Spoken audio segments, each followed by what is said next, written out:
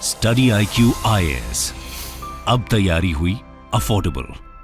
नमस्कार दोस्तों, क्या आरबीआई फेल हो गई है इन्फ्लेशन को कंट्रोल करने के लिए? क्योंकि आपको पता होगा दोस्तों, मॉनेटरी पॉलिसी कमेटी MPC हर 2 महीने पर ये मिलती है और इनका जो मेन मकसद होता है वो ये है कि देश के अंदर ग्रोथ बनी रहे, GDP बनी रहे, लेकिन जो इन्फ्लेशन है वो आपका कंट्रोल में रहे 2% से 6% के बीच में। लेकिन यहां पर अगर आप देखोगे तो पिछले 9 महीने से लगातार, जी हां, पिछले 9 महीने से लगातार जो इन्फ्लेशन है, और जब मैं इन्फ्लेशन कह रहा हूं तो मैं WPI होलसेल प्राइस इंडेक्स की बात नहीं कर रहा हूं, मैं बात कर रहा हूं CPI की, कंज्यूमर प्राइस इंडेक्स, ये आपका लगातार 6% से ऊपर ही रहा है। और ये आप देख सकते हो, खबर आई है RBI to explain why it fail to achieve inflation target for 3 straight quarters. तो इसको डिटेल से जानेंगे दोस्तों, एग्जैक्टली है क्या, नियम क्या कहता है, कानून क्या कहता है, आपके एग्जाम पॉइंट ऑफ व्यू से बहुत ही इंपॉर्टेंट है ये वीडियो। चलिए आगे बढ़ते हैं, लेकिन उसके पहले ध्यान रखना है दोस्तों आपको, UPSC इसका जो आखिरी बैच है स्टडी IQ का, ये यहां पर लॉन्च हो गया है और इसके अंदर एडमिशन लेने की आखिरी डेट है 31 अक्टूबर। Use the code Ankit live हमारे वेबसाइट और ऐप पर, और इस कोर्स को सिर्फ 19,000 में आप ले सकते हैं। इसके अंदर आपको कई फीचर्स मिलते हैं, जैसे लाइव क्लासेस कराई जाती हैं, नोट्स दिए जाते हैं, आंसर राइटिंग प्रैक्टिस होती है। इसके अलावा आपको मेंटरशिप मिलता है, कोई दिक्कत है, प्रॉब्लम है, कभी भी आप अपने मेंटर से पूछ सकते हैं। इसके अलावा अगर आपको MCQs अटेम्प्ट करना है तो मेरे इंस्टा पेज पर जाइए, वहां पर स्टोरीज में जितने भी MCQs हैं उसको आप अटेम्प्ट कर पाएंगे। तो चलिए शुरुआत करते हैं और सबसे पहले देखते हैं एग्जैक्टली अभी हो क्या रहा है। देखिए, रिजर्व बैंक ऑफ इंडिया, यहां पर बताया गया है, रिजर्व बैंक ऑफ इंडिया जो है उन्होंने कल ही अनाउंस किया है 27 अक्टूबर को कि वो एडिशनल मॉनेटरी पॉलिसी कमेटी की जो मीटिंग है वो होल्ड करने वाले हैं 3 नवंबर को। अब समझो यहां पर होता क्या है।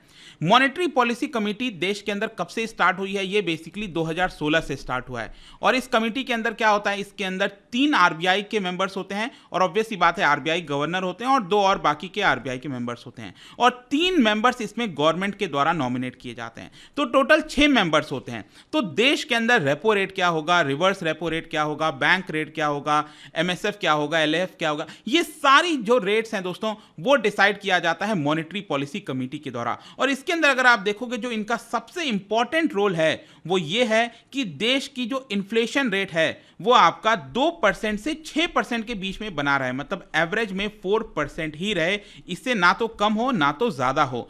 तो यहां पर ये मेन मकसद है मॉनेटरी पॉलिसी कमेटी का। लेकिन जैसा कि मैं आपसे कह रहा था कि पिछले 3 क्वार्टर से, मतलब एक क्वार्टर में 3 महीने होते हैं, मतलब कि टोटल 9 महीने से, जनवरी से अगर आप देखोगे इस चार्ट के अंदर क्लियरली आपको देखने को मिलेगा, जो कंज्यूमर प्राइस इंडेक्स है, रिटेल इन्फ्लेशन जिसको कहा जाता है, वो आपका 6% के ऊपर ही रहा है। मतलब ये जो बैंड है 6% से 2% के बीच का, इसको यहां पर ब्रेक कर दिया है इस पर्टिकुलर इन्फ्लेशन ने। और इसी की वजह से यहां पर इनकी जवाबदेही बनती है, RBI को एक्सप्लेन करना पड़ता है कि आखिरकार ये क्यों हुआ, क्यों आखिरकार ये सारी चीजें ब्रीच हुई हैं। क्वेश्चन ये है आपके मन में आएगा कि कितनी बार, साल में कितनी बार ये मॉनेटरी पॉलिसी कमेटी की बैठक बैठती है? जैसा कि आपको पता है हर 2 महीने के बाद होता है, तो टोटल 6 बार साल में यहां पर ये मिलते हैं। और इसको पहले ही अनाउंस कर दिया जाता है, जो फाइनेंशियल ईयर होता है, जो अभी 2022-23 चल रहा है, इसमें पहले ही अनाउंस कर दिया गया था 6 से 8 अप्रैल के बीच में 3 दिन की ये पूरी मीटिंग होती है। उसके बाद जून के महीने में, फिर अगस्त के महीने में, और सितंबर के लास्ट में, और फिर दिसंबर फरवरी, मतलब कि अप्रैल, जून, अगस्त, सितंबर, ये तो आपका ऑलरेडी हो चुका है। अब यहां पर जो दिसंबर और फरवरी की मीटिंग है वो होने वाली थी, मतलब कि अगली मीटिंग होनी थी दिसंबर में। लेकिन क्या हुआ अभी कि यहां पर पहले ही अनाउंस कर दिया कि हम 3 नवंबर को ये मीटिंग करने जा रहे हैं। और ये क्यों करने जा रहे हैं? क्योंकि यहां पर आप देख सकते हो RBI एक्ट के अंदर एक सेक्शन है, सेक्शन 45ZN, और इसके अलावा RBI monetary policy committee monetary policy process regulation 2016, इसके अंदर रेगुलेशन 7 है, इसी के तहत इनको करना पड़ा है। तो आपके एग्जाम पॉइंट ऑफ व्यू से ये जरूरी हो जाता है कि सेक्शन 45ZN ये एग्जैक्टली है क्या। देखो, RBI एक्ट सबको पता होगा 1934 का, मतलब ब्रिटिशर्स के टाइम से ये चलता आ रहा है। फाइनली इसको नेशनलाइज कर दिया गया था आजादी के बाद। RBI 100% इस समय सरकार की है, सेंट्रल बैंक है, देश की मॉनेटरी पॉलिसी को बनाती है। तो RBI एक्ट 1934 में इसके अंदर एक सेक्शन ऐड किया गया 45ZN, और ये सेक्शन बेसिकली ये कहता है कि अगर RBI इन्फ्लेशन टारगेट को मीट करने में फेल हो जाती है तो उसको एक रिपोर्ट जमा करनी होगी सरकार के पास, जो मिनिस्ट्री ऑफ फाइनेंस है उनके पास एक रिपोर्ट जमा करनी होगी और इस रिपोर्ट के अंदर मेंशन करना पड़ेगा कि आखिरकार आरबीआई कर क्या रही है, आरबीआई क्या क्या एक्शन लेने के लिए प्लानिंग कर रही है ताकि इन्फ्लेशन को कंट्रोल किया जाए और ये जो इन्फ्लेशन कंट्रोल है वो कब तक पूरा हो जाएगा, उसका टाइम जो लिमिट है वो सारी चीजें रिपोर्ट के अंदर बतानी पड़ेगी। और ये जो इमरजेंसी मीट बुलाई गई है नवंबर 3 को, ये इसीलिए बुलाई गई है ताकि यहां पर चीजों का रिपोर्ट तैयार किया जा सके और आरबीआई जो रिपोर्ट है वो मिनिस्ट्री ऑफ फाइनेंस मतलब कि केंद्र सरकार को भेज सके, क्योंकि यहां पर कानून ये कहता है, आरबीआई एक्ट 1934 के तहत इसके अंदर ये जो सेक्शन है वो ये कहता है। इसके अलावा मैंने आपको एक और बताया रेगुलेशन 7। तो एक्चुअली क्या हुआ था कि 2016 के पहले आरबीआई और जो सरकार है दोनों आपस में ही मिलकर डिसाइड करते थे कि कितना इन्फ्लेशन हम टारगेट करना चाहते हैं, लेकिन 2016 में जाकर इसको इंस्टीट्यूशनल फॉर्म बना दिया गया, यहां पर एमपीसी बना दिया गया जो मैंने अभी आपको दिखाया जिसके अंदर टोटल 6 मेंबर्स होते हैं। तो वहां पर एक चेंजेस किया गया था, उसके अंदर यहां पर एक है रेगुलेशन 7, उसमें भी यही चीज कहा गया है कि आरबीआई को यहां पर एक रिपोर्ट सबमिट करनी पड़ेगी सरकार के पास अगर वो इन्फ्लेशन कंट्रोल नहीं कर पाती है। देखो, इन्फ्लेशन कंट्रोल करना ऐसा नहीं है कि सिर्फ आरबीआई की जिम्मेदारी है, सरकार की भी तो जिम्मेदारी है।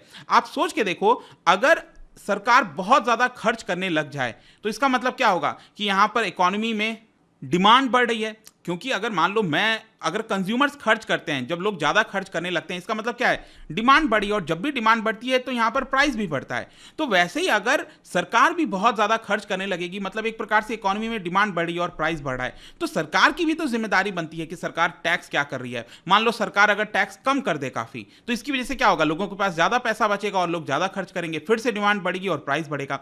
तो ऐसा नहीं है कि सिर्फ ये आरबीआई की जिम्मेदारी है, यहाँ पर आरबीआई और केंद्र सरकार दोनों को मिलकर चीज़ों को कंट्रोल करना पड़ता है। लेकिन यहां पर अगर हम एक्ट के अकॉर्डिंग देखें तो आरबीआई को यह जिम्मेदारी ठहरा दी गई है कि ये जो 2% से 6% के बीच में इन्फ्लेशन है वो आपको रखने की कोशिश करनी है। अब ध्यान रखिएगा, ये जो रिपोर्ट है वो कौन भेजेगा, क्या ये एमपीसी भेजेगी? नहीं, एमपीसी के साथ यहां पर डिस्कशन किया जाता है। अल्टीमेटली जो रिपोर्ट है वो भेजना पड़ेगा आरबीआई को।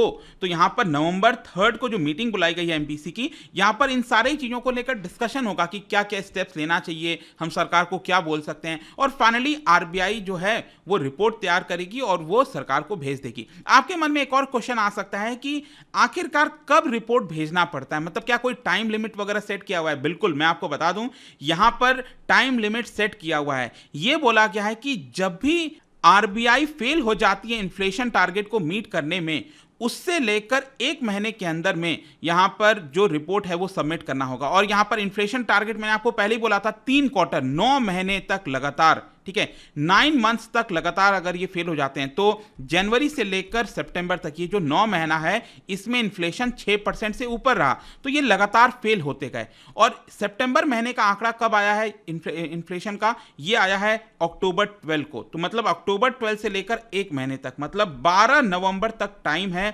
आरबीआई के पास कि उनको एक रिपोर्ट जमा करना है सरकार को, ठीक है। और इसीलिए यहां पर फाइनली ये मीटिंग्स वगैरह बुलाई गई ताकि आरबीआई रिपोर्ट जमा कर सके। अब क्वेश्चन ये भी आपके मन में आ सकता है कि क्या ये जो रिपोर्ट है इसमें जो लिखा जाएगा, जो रिकमेंडेशंस दिया जाएगा, क्या वो पब्लिक होगा, क्या हमें और आपको पता चल पाएगा? देखो, ये डिपेंड करता है गवर्नमेंट के ऊपर। फाइनेंस मिनिस्ट्री अगर सरकार चाहेगी तो उसको पब्लिक कर देगी वो रिपोर्ट, अगर वो नहीं चाहेगी कि नहीं करें तो वो नहीं करेगी। ऑल्दो बताया यही जा रहा है कि गवर्नमेंट यहां पर अकाउंटेबल नहीं ठहराने वाली है, क्योंकि पूरे दुनिया भर में अगर आप इस समय देखेंगे तो ऑलरेडी हर जगह इन्फ्लेशन, चाहे इनफैक्ट यूएस वगैरह में और बाकी कई देशों में तो भारत से भी ज्यादा इन्फ्लेशन है। और इसका मेन कारण है इस समय जिस प्रकार का सप्लाई स्ट्रेन आ रखा है रशिया यूक्रेन वॉर की वजह से इन्फ्लेशन बहुत बढ़ रहा है। हर तरफ यहां पर जो सेंट्रल बैंक्स हैं वो अपना जो रेट्स हैं, जो पॉलिसी रेट होता है, जैसे हमारे देश में उसको रेपो रेट कहते हैं, वो लगातार बढ़ाया जा रहा है।